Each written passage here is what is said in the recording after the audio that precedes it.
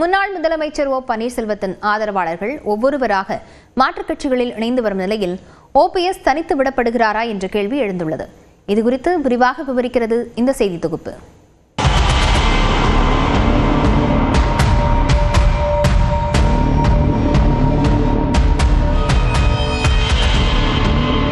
மூன்று முறை முதலமைச்சராகவும் அதிமுகவின் முகமாகவும் இருந்த ஓ பன்னீர்செல்வம் எடப்பாடி பழனிசாமியின் ஒற்றை தலைமையை ஏற்க மறுத்ததால் அதிமுகவில் இருந்தே வெளியேற்றப்பட்டார். சிதறி கிடக்கும் கட்சியை ஒருங்கிணைக்கப் போவதாக போர்க்கொடி தூக்கிய ஓபிஎஸ் தர்மயுத்தம் 2.0 என்பதை ஆரம்பித்து அனைத்திந்திய அண்ணா திராவிட முன்னேற்றக் கழக தொண்டர்கள் உரிமை மீட்பு குழுவை அமைத்தார். பின்னர் அதை கழகமாக மாற்றினார். இந்த சூழலில் ஓபிஎஸ் மீது நம்பிக்கை இழந்த அவரது ஆதரவாளர்கள் பலரும் மாற்று கட்சிகளில் இணைந்து வருகின்றனர். ஓ பன்னீர்செல்வத்தின் தீவிர ஆதரவாளராக இருந்த மருது அழகுராஜ், மனோஜ் பாண்டியன், பழனி முன்னாள் எம்எல்ஏ சுப்புரத்தினம் ஆகியோர் அடுத்தடுத்து திமுகவில் இணைந்து ஓபிஎஸ்க்கு அதிர்ச்சி கொடுத்தனர். ஆனால் யாரும் எதிர்பார்க்காத விதமாக ஓ பன்னீர்செல்வத்தின் வலதுகரமாக அறியப்பட்ட வைத்திலிங்கம் சட்டப்பேரவை தேர்தலுக்கு முன்பாக ஓபிஎஸ் தீர்க்கமான முடிவை எடுக்க முடியாத சூழ்நிலை இருப்பதாக சொல்லி தன்னை திமுகவில் இணைத்துக் கொண்டார். வைத்திலிங்கம் திமுகவில் இணைந்த பிறகு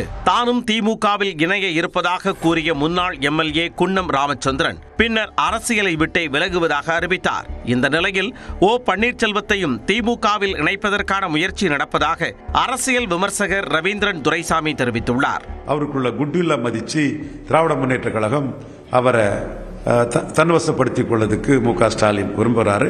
சேகர்பாபு மூலமா அவரை திமுக கழகத்துக்கு ஆதரவாக கொண்டு வரக்கூடிய முயற்சியை திராவிட முன்னேற்ற கழகம் செய்திருக்கிறாங்க. அதே வேளையில் அவர் மகன் ரவீந்திரநாத் குமார் என்டிஏ ஆப்ஷனையும் இன்னும் க்ளோஸ் பண்ணல.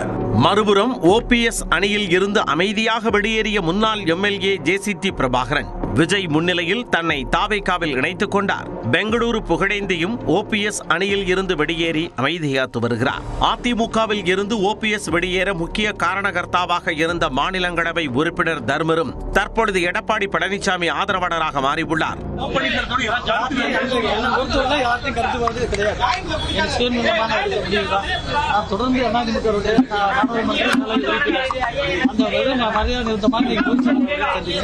இந்நிலையில் ஓ பன்னீர்செல்வத்தின் ஒருங்கிணைப்பு முயற்சி முடிவுக்கு வந்துவிட்டதாக கூறுகிறார் மூத்த பத்திரிகையாளர் துரை கருணா. இந்த கட்சியினுடைய வெற்றிக்காக பாடுபட்ட தொண்டர்கள் தான் அவர்களை வேறு திசைவெளி கொண்டு சென்று விடக்கூடாது என்கிற காரணத்தினால் தொடர்ந்து இந்த முயற்சியை மேற்கொண்டார். இப்போ அந்த முயற்சிக்கு ஒரு முடிவு வந்து விட்டதாக தான் தெரிகிறது. ஏனென்றால் திரு எடப்பாடி பழனிசாமி டெல்லிக்கு சென்றே கூட திரு ஓபிஎஸ் திருமதி சசிகலாவை ஒருபோதும் இணைக்க மாட்டோம் என்கிற கருத்தை ஆழமாக வலியுறுத்திவிட்டு வந்துவிட்டார். ஓபிஎஸ் ஆதரவு எம்எல்ஏக்களில் உசிலம்பட்டி எம்எல்ஏ ஐயப்பன் மட்டும் உடன் இருக்கும் நிலையில் ஓ பன்னீர்செல்வத்தின் அடுத்த கட்ட நகர்வு 2 நாட்களில் தெரியும் என்றும் துரை கருணா தெரிவித்தார். என்டிஏல வருவதற்கான அந்த முயற்சி அந்த தரப்பிலிருந்து பேசுகிறாங்க. இப்போ தவேகாவுக்கு போகணும் கட்சியினர் வலியுறுத்துகிறார்கள். என்ன முடிவை எடுக்கப் போகிறார் என்பது 2 நாட்களில் தெரியும். ஓ பன்னீர்செல்வத்தின் முடிவு என்னவாக இருந்தாலும் அதன் தாக்கத்தை பொறுத்திருந்துதான் பார்க்க வேண்டும் என்கிறார்கள் அரசியல் விமர்சகர்கள்.